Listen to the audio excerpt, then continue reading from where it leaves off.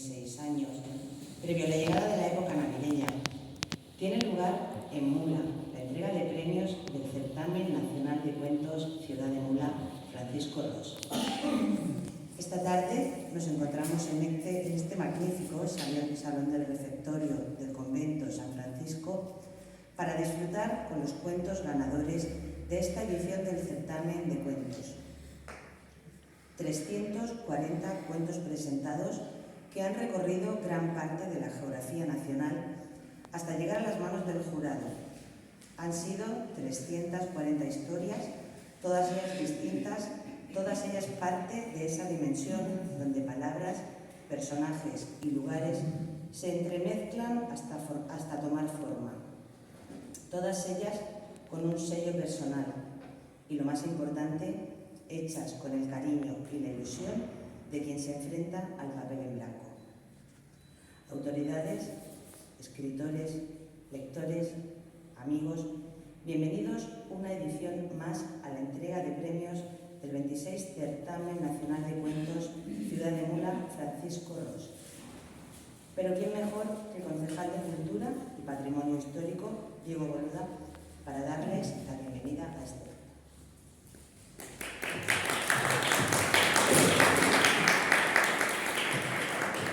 Muchas gracias, Micaela, compañeros de Corporación Municipal, Francisco Ros, director de la Feria del Libro de Murcia, Ciudad del Toro, Alexis, galardonado, amigos, amigas, muy buenas tardes. Para mí es un honor dirigirme a ustedes un año más, una edición más, que llaman 26, de este Premio Nacional y este concurso literario de cuentos Ciudad de Mula. La verdad es que lo comentaba Micaela en la exposición, 340 relatos. Yo creo que es uno de los años que más relatos se han presentado. Y eso es síntoma, primero, de que la literatura está más viva que nunca y también de la importancia que tiene nuestro Premio Nacional de Cuentos. También hemos saltado nuestras fronteras, algo que empezó muy localista, algo que empezó después nacional y que ahora ya va con países como Suecia, Alemania, Argentina, Italia, Estados Unidos, México. Es decir, estamos hablando de que este concurso llega a todos estos lugares, por lo tanto ya podríamos decir que supera lo nacional, ¿no? Quiero felicitar, por supuesto, a los 340 participantes. Ellos son el alma mater de este concurso. Sin su aportación sería imposible realizar este concurso, pero muy especialmente al ganador, Alexis Vidal, por un relato que estoy convencido que ahora, cuando lo escuchen de manos de su autor, les va a encantar. La verdad es que el nivel ha sido muy alto este año y por eso quiero agradecer la labor del jurado, ardua labor, la de leer, la de seleccionar, la de disfrutarlo hasta llegar a este primer premio y al acceso. Como verán, son dos cuentos distintos, uno de ellos, bastante distintos en cuanto a temática, y que tocan sobre todo temas de actualidad, y más tarde me entenderéis. Por lo tanto, mi agradecimiento de verdad de todo corazón a la labor del jurado. Los cuentos forman parte de nuestra expresión literaria, cultural y social, y han acompañado al ser humano desde los orígenes. Han servido para transmitir sabiduría, valores, creencias y tradiciones de los diferentes pueblos y civilizaciones. Además, han inspirado a grandes escritores, artistas, filósofos y científicos. Este tipo de relatos son también una fuente de beneficios para el desarrollo personal, intelectual y creativo. Leer y escribir, y esto es importante remarcarlo, estimulan la imaginación, la memoria, el vocabulario, el pensamiento crítico y la sensibilidad artística. Por eso es tan importante seguir promoviendo este tipo de eventos, este tipo de concursos, por la importancia que tiene. No me quiero extender mucho más, simplemente decir que desde el Ayuntamiento de Mula, desde toda la corporación municipal, estamos comprometidos con la cultura y estamos comprometidos con este tipo de concurso. Espero que disfruten mucho en esta tarde de lectura de la mano del ganador, de Alexis, y luego también decir que a última hora un accidente personal, no con gran gravedad, pero que le ha imposibilitado venir hasta Mula. El Accessit no ha podido venir y quiero agradecer también la generosidad con la que Feli Moreno, que es la coordinadora del Club de Lectura Municipal y además una de los baluartes de nuestra gran profesional de nuestra biblioteca municipal, que ha accedido a ser ella quien lea el cuento. Sin más dilación vamos a proceder con el desarrollo de este acto y quiero agradecerles sobre todo su presencia y que sigan apoyando este concurso como siguen haciendo año tras año. Muchas gracias.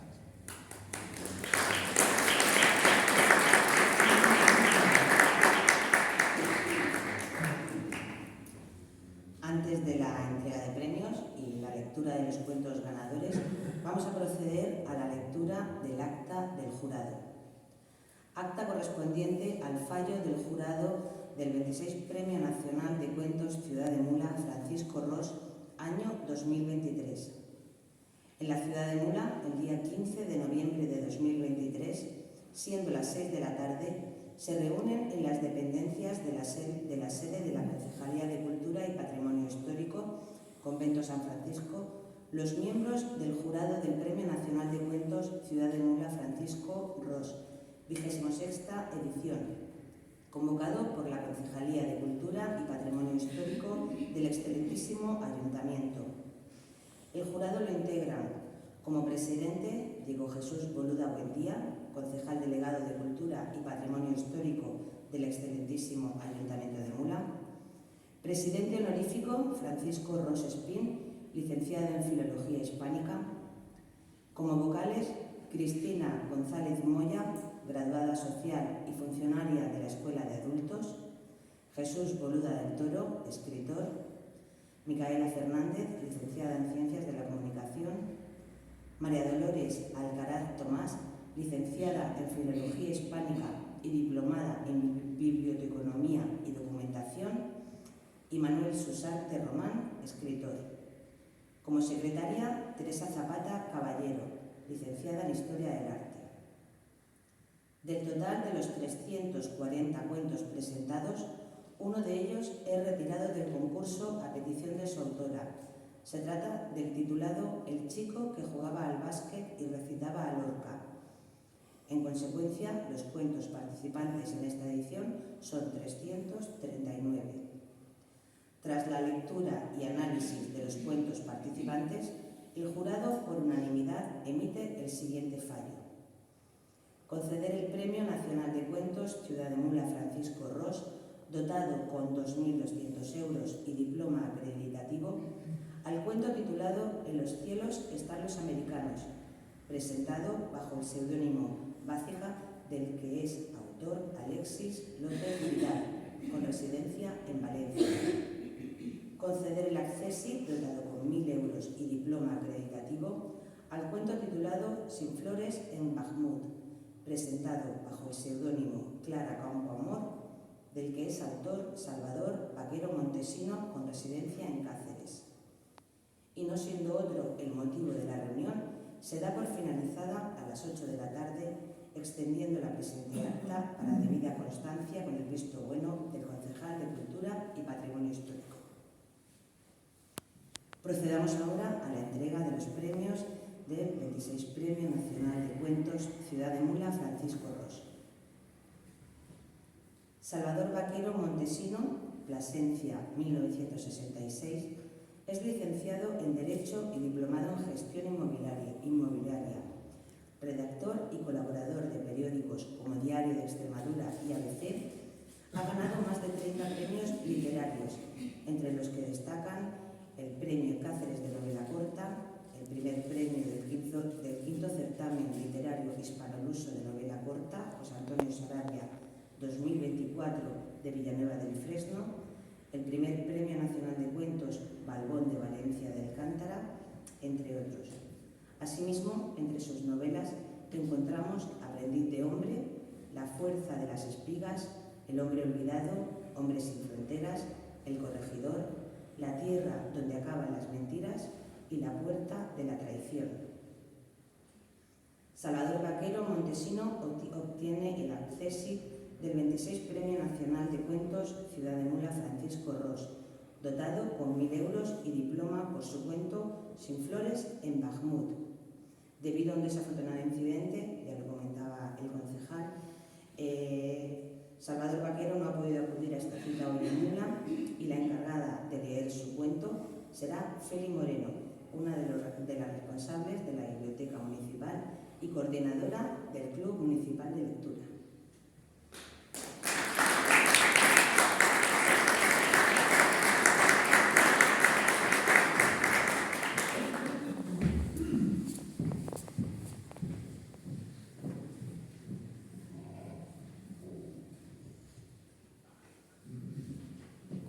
Hola, muy buenas tardes a todos.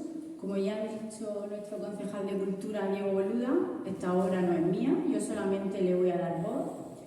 Y nada, pues ahora cuando escuchéis esta obra nos lleva a la cruel realidad que se está viviendo ahora mismo en muchas zonas del mundo. Entonces, deciros que es una obra muy emotiva y muy sentida. Y sin más, pues empiezo a leerla. Sin flores en Bakhmut. Hace un frío insoportable. La tenue luz se cuela entre los visillos, creando una atmósfera fantasmal en la destartalada estancia, donde las sombras semejan espectros amenazantes. Le cuesta mirar por la ventana, porque la claridad hiere sus retinas con alfileres de desesperación. Una noche más, sin apenas poder dormir a causa de las bajas temperaturas, acurrucada junto a su pequeña Alesia para darle calor y pensando en Bogdan, que está en el frente, escondido en alguna trinchera o quizás muerto, quién sabe. Ya no le quedan lágrimas, llorar ha perdido el sentido. Intenta levantar el ánimo con pequeñas cosas, un té caliente, un recuerdo encontrado en el fondo de algún cajón, un abrazo de su hija, el tacto de su madre. Cualquier evento mínimo es importante para mantener la esperanza. Los milagros cotidianos consiguen la supervivencia, sobre todo del espíritu. Esos son ellos, supervivientes, nada más. El espejo del baño le devuelve la imagen de una mujer donde hace poco veía a una niña. Tiene ojeras y está pálida, pero no le importa. Solo quiere seguir viviendo otro día más junto a los suyos. Busca una mano caliente bajo las mantas y la aprieta. Sentirla le hace sonreír, y hay muy pocas cosas que le hagan sonreír. Tendrías que verme, mamá, y estarías orgullosa. Piensa mientras desentierra de entre las sábanas el rostro de la anciana, quien parece no entender nada, inmersa en ese mundo lejano y misterioso al que le han llevado los años. Con ternura, le seca la baba que le resbala por la comisura de los labios. Tal vez sea mejor así. Tal vez la pérdida de memoria sea una buena salida, reflexiona en voz alta, hablando para sí misma. Y entonces se pregunta si el hecho de hablar sola no será también un signo de demencia. El viento que se mete por los cristales rotos le hace tiritar y busca algo que quemar dentro de aquel cubo de latón que le sirve de improvisada estufa, pero no queda nada. Ayer sacrificó la última silla y la mesa que les había servido como centro de reunión familiar. Después de eso, el hogar ha dejado de serlo y casi está vacío, con ropa apilada por los suelos y electrodomésticos que ahora, sin electricidad, no sirven para nada. Al fin se decide. Nunca ha sido valiente, pero no es cuestión de valentía, sino de supervivencia. Lo mete todo en una maleta de metal abollada y se prepara para el éxodo a no sabe dónde. Da igual, ningún lugar puede ser peor que aquella cárcel, escuchando el sonido de las sirenas que anuncian los bombardeos y esperando que un misil entre por la ventana. De haber sido heroína de algún cuento, le hubiera gustado tener poderes especiales para planear sobre la ciudad y proteger cada uno de sus accesos frente a los invasores.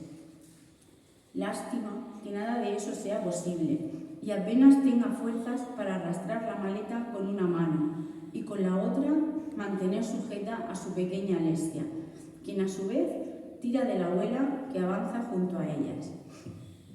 ¿Por qué nos atacan, mamá?, pregunta la niña, y María no responde, porque tampoco entiende por qué tienen que salir huyendo de su casa. Quieren nuestro país, acierta a decir, aunque no está segura de que esa sea la razón de aquella absurda guerra. ¿Para qué lo quieren? ¿No tienen sitio en el suyo?, prosigue Alessia con sus interminables preguntas llenas de sensatez e inocencia. María tampoco sabe responderle. No hace mucho tenía amigos más allá de la frontera, que ahora han dejado de serlo, gente normal, como ella, que luchaba día a día por llevar a casa un jornal. Querían a sus hijos como ella quiere a Alessia y cuidaban de sus mayores lo mismo que ella. Pero ahora parece como si una maldición oscura y secreta hubiera transformado todo.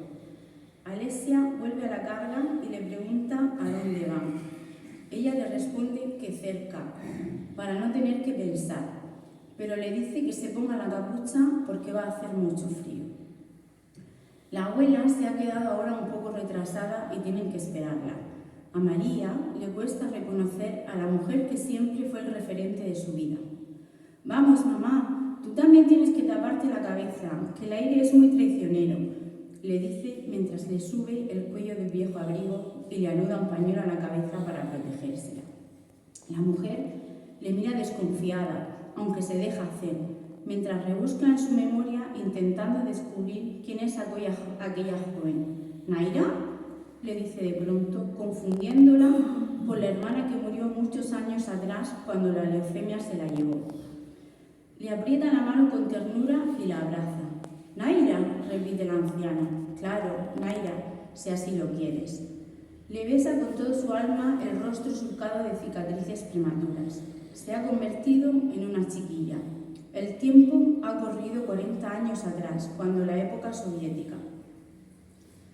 Prosiguen su penoso peregrinar por calles heladas donde todos son escombros y abandono. Pasan por un parque cercano y María observa los columpios vacíos y los parterres rotos, donde ya no hay flores. Aquel lugar semeja un cementerio, piensa, un cementerio de risas, de sueños, de esperanzas. La misma tarde que se produjo la invasión, se encontraba en ese parque paseando a Alessia. Aún lo recuerda bien porque alguien que escuchaba la radio comenzó a gritar y todos los que se hallaban en el lugar lo fueron abandonando, dejándola sola con su hija.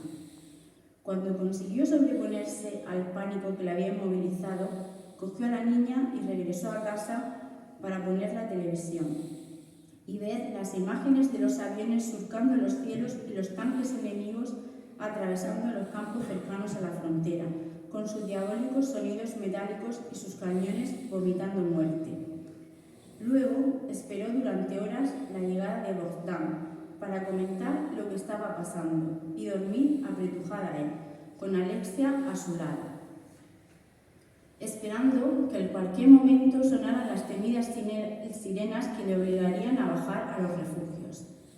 De aquellas horas en Duermevela le quedaron grabadas la intranquilidad ante el futuro incierto, el miedo ante cualquier ruido y su obsesión por tapar bajo las sábanas a su hija, como si aquel pedazo de tela fuera una capa mágica que pudiera protegerla de cualquier amenaza. «¿Vendrán los malos, mamá?», le preguntó entonces inocente la niña. «Seguro que no, pero tienes que rezar para que así sea», contestó ella, mientras sentía una inquietud en el pecho que le auguraba los peores presagios. Sin embargo, los malos vinieron e hicieron añicos el cristal de su vida, convirtiendo la ciudad en unas ruinas dolorosas, donde los cascotes de los edificios entierran fotos de otros tiempos y ositos de peluche que perdieron a sus dueños.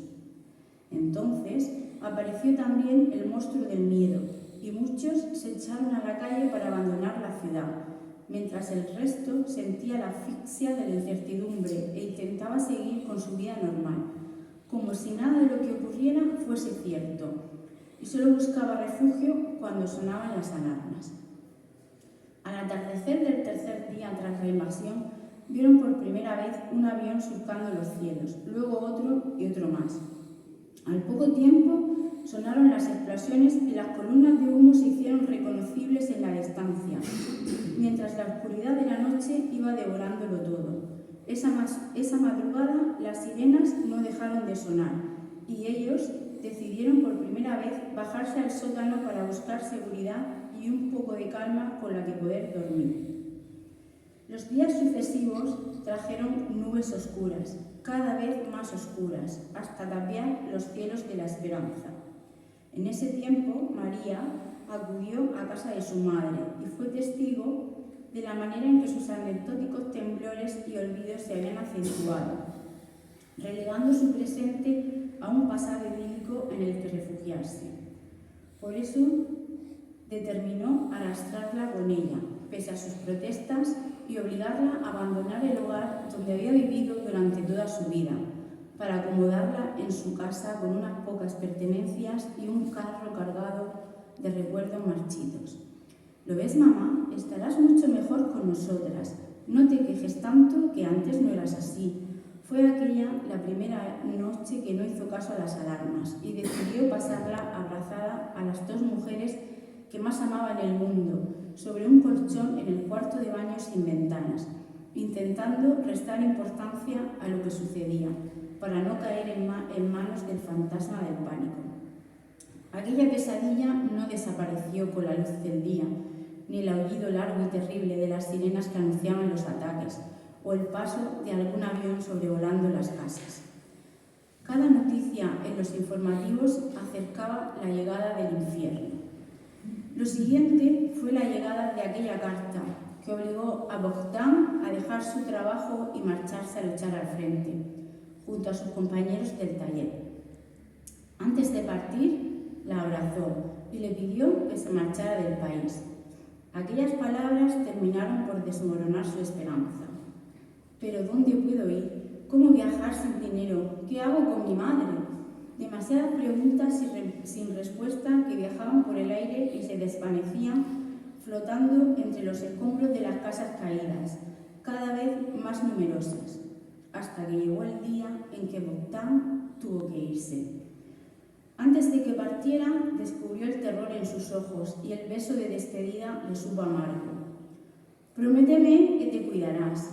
No olvides que quedamos aquí, esperándote. Y él tomó el macuto con sus cosas y se fue sin ser capaz de volver la cabeza, para que no le vieran llorar, mientras ella se esforzaba por seguir con su vida cotidiana, con la esperanza de que las horas terminarían por poner fin a aquella pesadilla. Cae la luz, no pueden seguir andando de noche, además el frío es insoportable, y esto que Alesia ha dejado de preguntar y aprieta su mano sin decir nada. Su madre vuelve a retrasarse. Entonces decide meterse dentro de una casa que tiene la puerta abierta, para resguardarse hasta que amanezca. Sus moradores tuvieron que salir huyendo muy deprisa, porque han dejado todo atrás, hasta los retratos donde rostros jóvenes y felices hablan de otro tiempo cargado de ilusiones y esperanzas. Milagrosamente hay algunas latas de comida en una despensa. María las toma y busca cosas que poder quemar en el cubo de latón que ha cargado colgado a su espalda. Así consiguen calentarse, arrojando al fuego cuanto puede arder, incluidas aquellas fotos de jóvenes que tal vez ya no existan, devorados por el monstruo de la guerra. Después se echan sobre un colchón viejo que ha arrastrado desde un dormitorio hasta un servicio sin ventanas, para guarecerse del frío y de los bombardeos. ¿Lo ves, mamá? Soy capaz de cuidar de mí y de vosotras, aunque a ti te cueste creerlo, porque ya soy una mujer, mamá, una mujer como tú. La anciana le mira con ojos llenos de ayer, donde su hermana está a su lado jugando por las calles heladas llenas de charcos que se resquebrajaban como cristal cada vez que los pisan. Naira la llama. Sí, Naira, no es la hija que perdió, es el refugio. María besa su cara y el cansancio le vence mientras duerme una vez más abrazada a su hija y a su madre, sonriendo porque aún siguen vivas y juntas. Lo que más le importa en el mundo, ese mundo podrido y sórdido que las está castigando por la codicia de los hombres. De repente, una explosión cercana le saca de sus intentos de descanso, aunque el monstruo de la guerra parece tan cansado como ella misma, y no vuelve a aparecer en toda la noche, pero ha sido suficiente para impedir que vuelva a mecerse en el sueño reparador. Ahora el frío es casi insoportable y anhela el tenue sol y el trino de los pájaros al despertar y los besos de Bogdan antes de irse al trabajo. El nuevo día descubre la casa que han ocupado llena de cristales rotos y objetos caídos por las estancias. Desayunan en silencio las últimas latas y luego reemprenden la marcha hacia el oeste. Pero su madre no quiere caminar. María observa el pavor en sus retinas. Por un momento le ha vuelto la cordura y descubre el mundo real entre escombros y ruinas. «Vamos, mamá, tienes que seguir, no podemos quedarnos aquí». Entonces la anciana le mira con ojos llenos de miedo mientras el temblor de sus manos se hace más evidente. ¿Cómo explicarle lo que estaba pasando? Por fin parece regresar a la demencia y María sonríe cuando vuelve a confundirla con la hermana muerta. Tal vez no merezca la pena traerla del pasado para vivir el presente que vivimos, se dice en voz alta, tal vez mejor así. En el exterior todo está en silencio, parece como si la vida conociera la amenaza que se cierne y todos los seres vivos hubieran escapado para ponerse a refugio.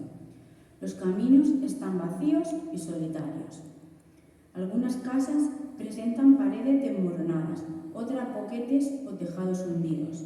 La torre de televisión, el orgullo de la ciudad, ha desaparecido, convertida en un montón de escombros.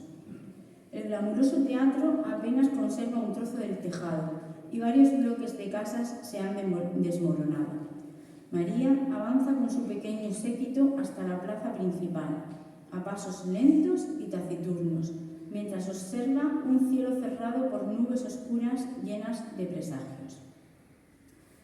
A la media hora, la madre de María se niega a seguir caminando. «Vamos, mamá, recuerda lo que me decías, que jamás hay que desfallecer». Pero es inútil. La anciana está exhausta y dice cosas incomprensibles mientras babea. María le limpia la boca. Hace frío, mucho frío. Alesia no dice nada y eso inquieta a María más que sus preguntas. Al fin se sientan sobre las ruinas para descansar, sin saber si la dirección que están tomando era la correcta. Entonces aparece un soldado que les dice que hay francotiradores hacia donde se dirigen y les indica un sendero seguro por el que podrán salir. Se marchan, pero antes vuelve el rostro y les grita que deben avanzar más rápido porque el enemigo está a punto de tomar la ciudad. El estruendo de varias explosiones refrenda sus palabras y las tres mujeres se ponen de nuevo en camino hacia el lugar que les ha indicado el joven. María tiene que tomar en brazos a Alexia porque el ruido incesante le provoca un acceso de llanto. Su madre parece volver a la cordura y pregunta qué está pasando, pero ella se siente incapaz de explicarle nada. Siguen así las tres, pasito a pasito, entre ráfagas de disparos intermitentes cada vez más cercanos, sobre cascotes y cristales, sin que parezca existir nadie más en aquel lugar maldito. Al fin ven a otras familias avanzar como ellas por el camino que les aleja del pueblo hacia la ansiada salvación. Todos los rostros evocan un enorme cansancio, el temor de lo impredecible y la desesperación de la que nacen las fuerzas para seguir adelante. Forman así una columna silenciosa y monótona que llega hasta un puente destrozado. Bajan con mucho esfuerzo hasta la orilla, por donde los zapadores han conseguido colocar varios vehículos viejos, construyendo un penoso puente de tablones y materiales de obra para poder vadearla. María consigue pasar primero a Alexia y dejarla en manos de una familia. antes de regresar para ayudar a su madre a afrontar el peligroso sendero. «Vamos, mamá, ya nos queda poco, de verdad, y podrás descansar de una vez», le dice con voz quebrada. Paso a paso la va guiando sobre un tablón por el que salta el agua, hasta que la anciana vacila y pierde el equilibrio, siendo arrastrada por la corriente. María intenta en vano agarrar su brazo, gritando desesperada, pero en todo intento es en vano. Unas manos impiden que ella misma siga la suerte de la anciana y le llevan junto a su hija, empapada y exhausta, sin fuerzas para seguir maldiciendo a su destino. Aquellos ángeles de la guarda le ayudan a cambiarse las ropas mojadas y le tapan con una manta para evitar que muera de frío. María llora mientras abraza con fuerza a Alexia. «No pueden perder más tiempo», le dicen, «el enemigo está a las puertas». Entonces se pone en pie y sigue a sus salvadores buscando escapar de aquella ratonera. Durante más de una hora llora y anda, sin poder quitarse de la mente el rostro de su madre al ser arrastrada por las aguas embravecidas. «Lo siento, mamá, solo soy una niña asustada tirando de otra niña asustada», solloza. Hace más frío y ha comenzado a nevar. Tienen hambre, tienen sed, les duelen los pies y están exhaustas, pero siguen andando.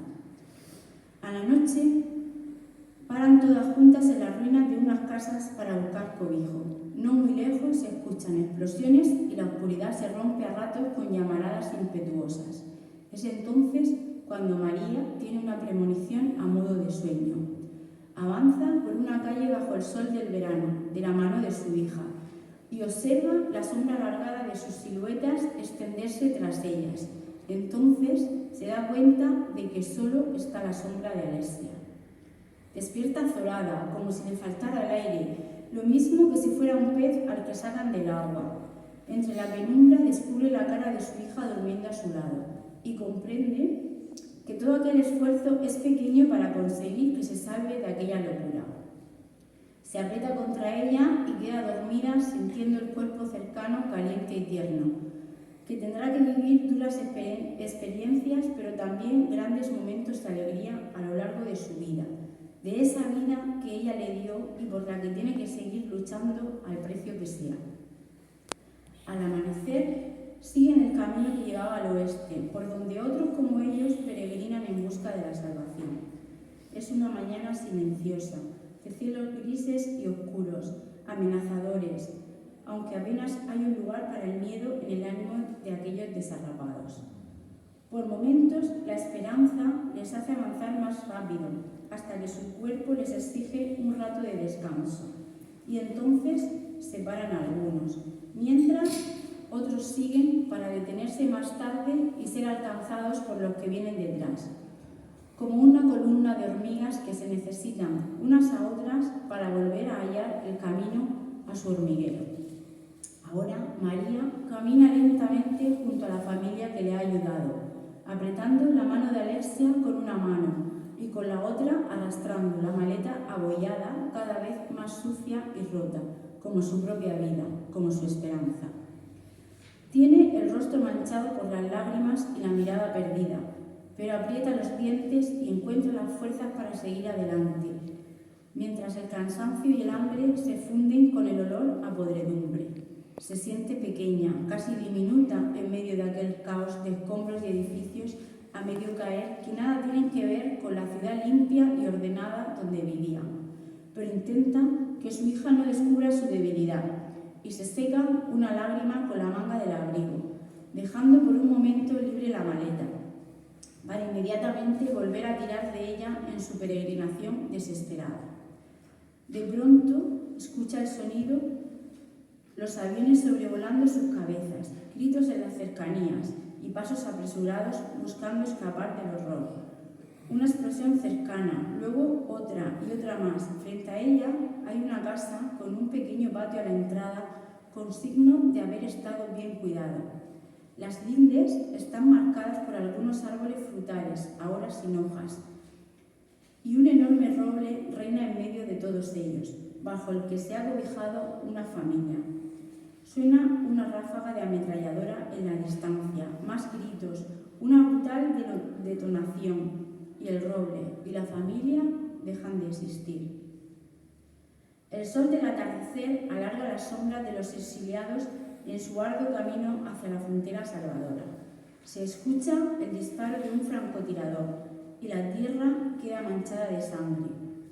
La fila de desesperados se une de nuevo y continúa su peregrinar incierto. Entonces, alguien toma la mano de Alexia y le obliga a avanzar, dejando atrás el cuerpo inerte de su madre y junto a ella solo su maleta, abollada, sucia y rota.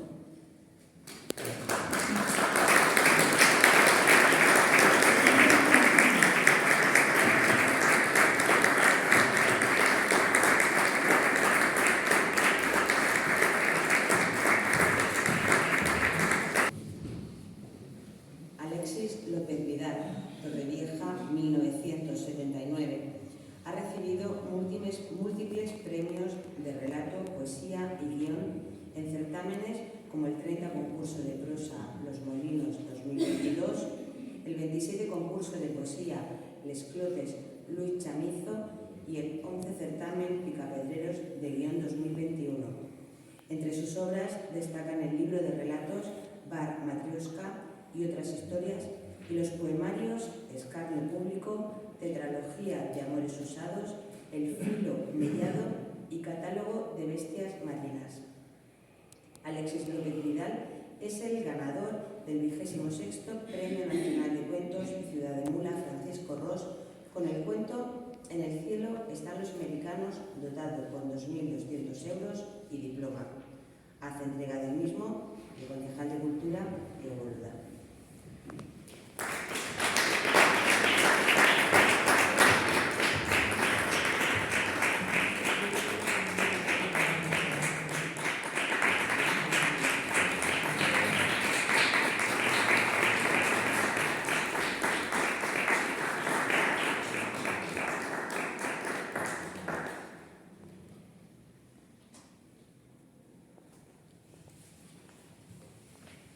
¿Y Alexis?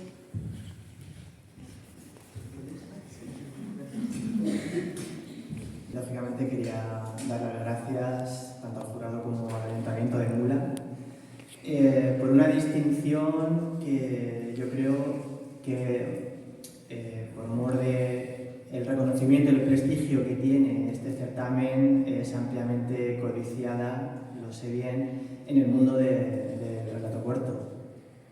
Esta semana he tenido la suerte de que anteriores ganadores y amigos como Paco de Pactante o Antonio Tocornal me hayan felicitado por haber logrado pues, este pequeño paso más en la trayectoria de un cuentista, como es el obtener el certamen de Mula. Así se trasladé a Teresa, que fue la primera persona con quien hablé cuando se me comunicó la concesión del certamen, que para mí era pues, casi como llegar a un lugar ansiado, ¿no? para un practicante del relato como yo. Así que nada, sin más dilación, pues voy a proceder a la lectura del cuento y bueno, espero haber sido capaz de trasladaros la emoción y el honor que me ha suscitado, me ha generado la concesión de este premio. Bueno, vamos allá. En los cielos están los americanos. Eso, en la casa de los familiares de un preso, era una tragedia, porque clavaba un puñal de angustias, pensando en la situación que estaría pasando allí adentro. Mujer, Acuarelas de Libertad, Edith Arito.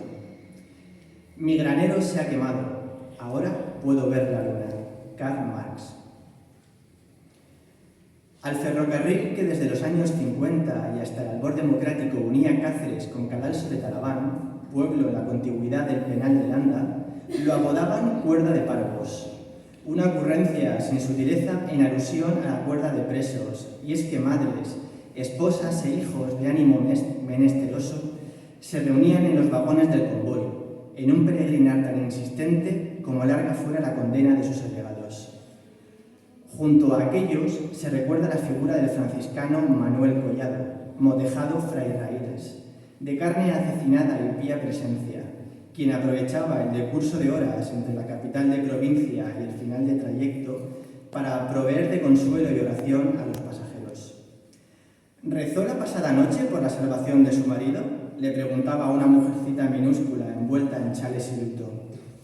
Aquella asentía, trenzaba nerviosa los dedos y respondía con un hilo de voz. Por él y por mis padres, pues faltan los dos. ¿No tiene usted a nadie? A nadie. Sepa que tiene a Dios con usted. Recemos. Y rezaban.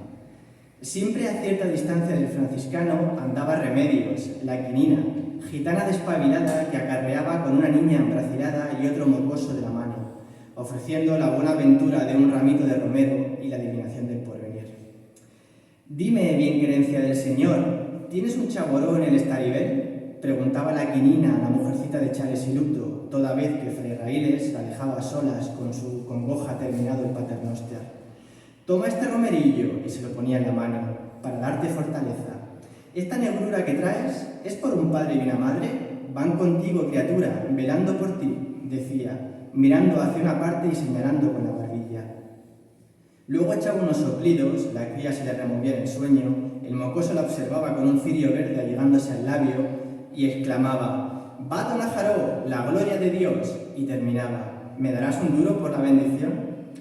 La quinina sacaba con ello algún cuscurro o alguna mandarina, quizás un trocito canijo de queso, con suerte una tajada de embutido, duros pocos, más bien ninguno. Recorriendo la cuerda de Parvos de principio a fin, echaba en el atillo lo suficiente para dar de comer a los churumbeles y una migaja que llevarle a su esposo Antonio, el alcaldillo, que penaba un delito de hurto de aves de corral. Solo en una ocasión, inaudita, levantó 30 duros de un ingeniero que viajaba para un asunto de lindes, sin ligazón con la penitenciaría, al que leyó las líneas de la mano y la largura de las pestañas y que se arrobó de pena por sus hijos. El continuo de rezos, de admoniciones, de chiquillos sorbiendo el moco, de rorros lloriqueando por el hambre y el traqueteo del tren, troc, troc, troc, se enmadejaban componiendo una partitura pintoresca y triste. El poeta Isidro Leuzado, cercano al colectivo de vanguardias encabezado por Ana Rossetti y Felipe Benítez Reyes, todavía un educando en pantalón corto y alpargata cuando acompañó a su madre a visitar al primogénito, encarcelado por editar un fanzine anarquista en el cobertizo de los aperos, escribiría años después al respecto del inagotable murmullo de tribulaciones y plegarias a su alrededor. Traía el vagón un rumor de guijarros en el bolsillo, de ultimidad, de estertor, repetido cual estribillo. Uno de los acontecimientos más destacados en relación al cuerda de Parvos tuvo lugar el 22 de julio de 1969, 2 días después de que un astronauta caminase sobre el polvo inerte de la Luna. Aquella mañana, en la que Roberto Gutiérrez, Pelicales, estampaba su rúbrica en un contrato por 3 temporadas y opción a una 4ª con el Club Deportivo Extremadura, y una cabra paría un cabritillo de 3 ojos en Herrera de Alcántara, Fray Raíles acabó de consolar a una mujer de mediana edad, madre de 4 hijos, todos presos por un asunto de estafa, cuando se aproximó a una joven en el vagón de cabeza y se sentó a su lado. «¿Cómo te llamas, hija mía?», preguntó. «Auxiliadora, padre». «Recemos, auxiliadora». «No veo para qué», terció la otra. El franciscano, desconcertado, estuvo a punto de dejar caer el rosario de cuentas que sostenía en las manos. «Para ser oída por Dios, que está en los cielos», repuso, recobrando la compostura. La muchacha aballestó la quijada y espetó: «En los cielos están los americanos, ¿o no se ha enterado?». Dicho lo cual, hizo aparecer una pistola Mauser C96 de un lugar inconcreto entre su espalda y la rabadilla, se puso en pie y gritó: «¡Que pare el tren!», y pegó 2 tiros a la techumbre. El arma, herrumbrosa y jubilada en un arcón por no menos de 30 años, escupió los proyectiles en golpes secos, como una tos de pecho, levantando una escandalera de ayes que se fue contagiando de un vagón a otro. María Auxiliadora Tierno Romasanta, natural de Aldea de Garrobillas, contaba con 5 primaveras y 20 inviernos cuando se propuso secuestrar el cuerda de Parvos, motivada por la renuencia de la autoridad judicial a revisar el castigo impuesto a su padre, Agustín Tierno Garrido, Pachío, condenado a 10 años de prisión por descalabrar al alcalde pedáneo con el callado de pastorear tras discutir en un bar. Pachío siempre se dijo inocente, alegando que no había hecho más que defenderse de la versión del otro, quien, según mantenía, lo acusó de hacer trampas a la váciga y se vino hacia él como un energúmeno.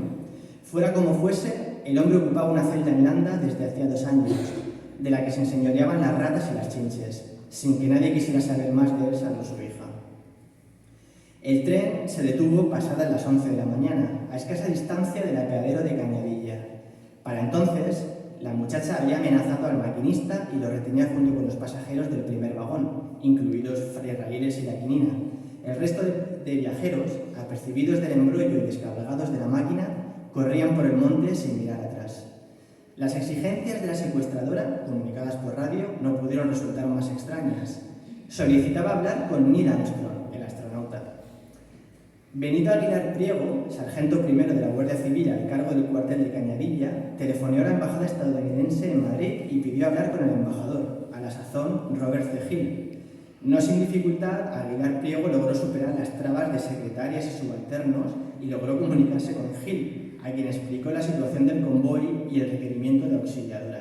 «¡Está loco! El señor Armstrong se encuentra orbitando alrededor de la Luna», exclamó el embajador en un correctísimo español con acento de New Hampshire. «¿Cómo pretende que hable con esa muchacha?». El sargento primero acarició su mostachón al otro lado del auricular y respondió sosegadamente, pese a la premura que requería el asunto, para que el embajador entendiera a las claras su intención y se aviniera a participar del plan urdido. «No es necesario que el astronauta hable con ella, señor Hill, tan solo que así lo crea. Si usted se hiciera pasar por él e intercambiara unas pocas palabras por radio, podríamos dirimir este problema sin más disparos ni mayores disgustos». A Hill aquella petición le pareció rocambolesca, si bien era un hombre pacífico, nada amigo de saldar disputas de forma violenta, lo que sin duda contribuyó a que optara por la carrera diplomática y aceptó representar su papel en la farsa para evitar una intervención armada. «¿Señorita Tierno?», preguntó el embajador por radio, desplazado a la flamante estación de Chamartín. «¿Es usted Neil Armstrong, el de la Luna?», preguntó ella a su vez. El embajador tragó saliva. «Sí». Siguieron unos segundos de tenso silencio, solo interrumpidos por el ruido de la estática que, de algún modo, aportaba verosimilitud al sainete espacial. 1% de la estática de la radio proviene del sonido del Big Bang. «Padre nuestro que estás en los cielos», exclamó Fray Raíles. «Bato Najaró», exclamó la Quinina. Auxiliadora tomó aire, presionó el botón del comunicador y le explicó al pretendido astronauta la situación de su padre y del resto de presos. «He llamado a todas las puertas y he rezado a todos los santos sin respuesta. Usted está ahora muy por encima de todos nosotros, allá en lo alto. Por favor, ayúdenos», concluyó. Al embajador le impresionó hondamente el relato de la muchacha, en parte conmovido por las penalidades de los reclusos y en otro tanto por la candorosa ingenuidad de apelar a un individuo en el interior de una cápsula espacial a 384.000 kilómetros de distancia. «Lo haré, señorita, se lo prometo», se comprometió él, decidido a poner de su parte para mediar con las autoridades. La muchacha se lo agradeció en sentidos y vehementes términos, tras los cuales, como si la secuestradora armada se hubiera evanecido y dejado tras de sí nada más que una chiquilla, añadió: «Señor Armstrong, ¿es bonita la Tierra desde allá arriba? Porque aquí abajo, las más de las veces, no lo es». «Es muy bonita», dijo Hill, imaginándose por un momento observando una bolita azul y particular desde el espacio. A ella le corrió una lágrima finísima por la mejilla y el arma herrumbrosa que sostenía cayó a sus pies. Robert C. Hill dirigió una activa campaña de presión al gobierno para la revisión de las condiciones carcelarias en Landa, que contribuyó a amortiguar en cierto grado la dura situación de los internos. Pachío obtuvo el indulto y su hija una condena más indulgente de la que le hubiera correspondido. Al cabo de un tiempo, la embajada norteamericana recibió una misiva remitida por María Auxiliadora Tierno Romasanta desde el Caserón de la Peña, una prisión de mujeres en Plasencia, con el ruego de ser entregada a Neil Armstrong en suma gratitud. La Quinina nunca se lo confesó a nadie, pero algo después del incidente se hizo con una portada a color de la revista La Nueva Actualidad, la cual, a propósito de la visita de Armstrong a España, creó un descarado fotomontaje vistiendo de torero al astronauta. La mujer colocó la imagen en el interior de un marco de madera de cerezo tallado con volutas, junto a una vela votiva, y en lo sucesivo, cada noche, le rezó y le rogó por lo mismo. «Ay, astronauta mío, americanito que estás en los cielos, te pido yo para que mi marido salga del estalibel y para mis churumbeles por un cucurro, una mandarina o, si pudiera ser, una treintena de duros como aquellos del ingeniero Batonajaro.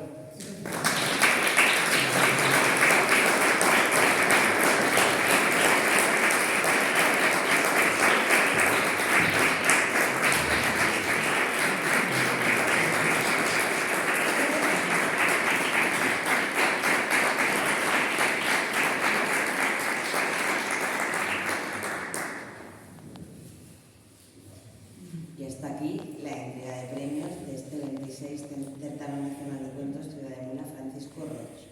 Gracias por acompañarnos esta tarde en la entrega de estos premios y esperamos que hayan disfrutado con los cuentos ganadores. Leer es descubrir, sentir, ilusionarte con cada nuevo personaje. Esperamos que esta tarde lo hayan hecho. Sigamos disfrutando de los cuentos y de este sinfín de mundos que solo un buen libro puede dar. Nos volvemos a encontrar en la 27 edición de este certamen. Muchas gracias. Muy bien.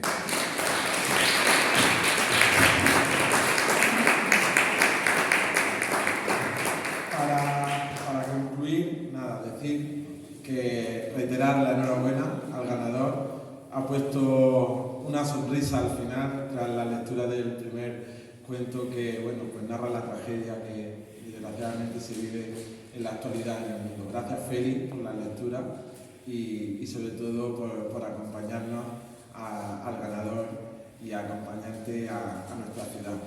Decir también, por supuesto, agradecer a Micaela, que un año más nos acompaña como presentadora, y por supuesto también a los medios de comunicación por cubrir este acto.